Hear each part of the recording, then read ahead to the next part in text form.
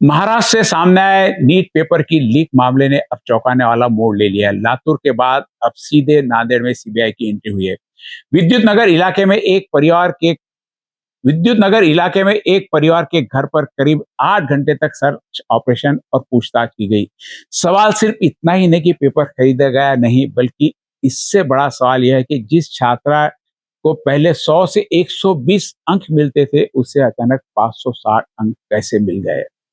क्या 5 लाख रुपए में नीट का पेपर खरीदा गया और पुणे में बिताए गए उन 15 दिनों में आखिर क्या हुआ? इन्हीं सवालों के जवाब तलाशने अब सीबीआई ने जांच तेज कर दी है।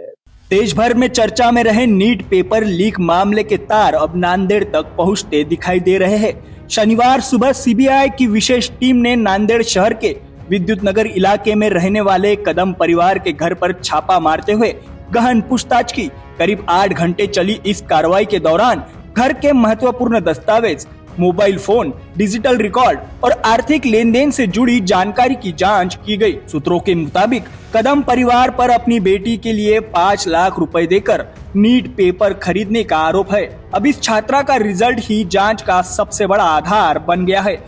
नांदेड़ में तैयारी के दौरान छात्रा को लगातार सिर्फ 100 से 120 अंक मिल रहे थे, लेकिन पेपर लीक नेटवर्क से कथित संपर्क होने के बाद छात्रा अपनी मां के साथ 15 दिनों के लिए पुणे गई थी। इसके बाद जब नीट परीक्षा का रिजल्ट आया तो उसी छात्रा को 560 अंक सामने आए। अचानक बढ़े इन अंकों ने जांच एजेंसियों के संदेह को और मजबूत कर दिया है। इससे पहले लातूर में एक कोचिंग क्लास संचालक से पूछताछ करने के बाद सीबीआई की टीम सीधे नांदेड़ पहुंची, जहां विद्युत नगर इलाके में यह बड़ी कार्रवाई की गई। हालांकि फिलहाल इस मामले में किसी की गिरफ्तारी नहीं हुई है, लेकिन जांच एजेंसियां बड़े सबूत जुटाने में लगी हुई है। देश भर के लाखों छात्रों के भविष्य से जुड़े इस मामले ने शिक्षा व्यवस्था पर एक बार फिर गंभीर सवाल खड़े कर दिए हैं।